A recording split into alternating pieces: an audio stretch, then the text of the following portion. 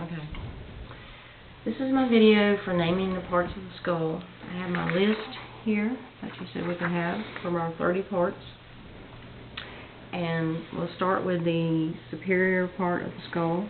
I have the frontal bone, and 2 parietal bones. I have the occipital bone in the posterior view, and the temporal bone on the lateral side. We have the, coronal suture between the frontal and the parietals. We have the sagittal suture between the 2 parietal bones, the lambdoid suture on the occipital to the parietal, and then we have the squamous suture for the temporal lobe.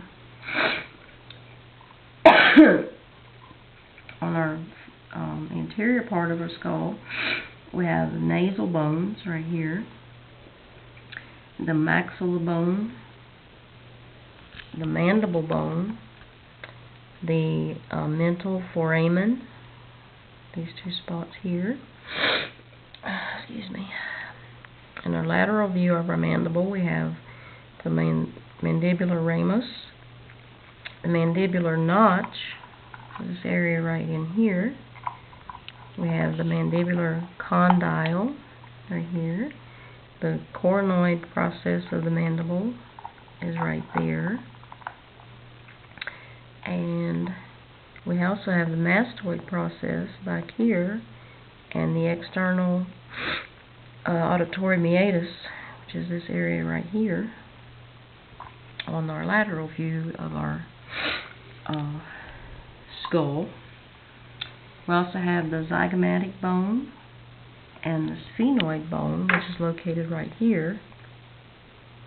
Inside our orbit, we have the lacrimal bone, the nasolacrimal bone, and we have the supraorbital foramen and the infraorbital foramen on the lower portion. We have an anterior nasal spine, which is right below the nasal area.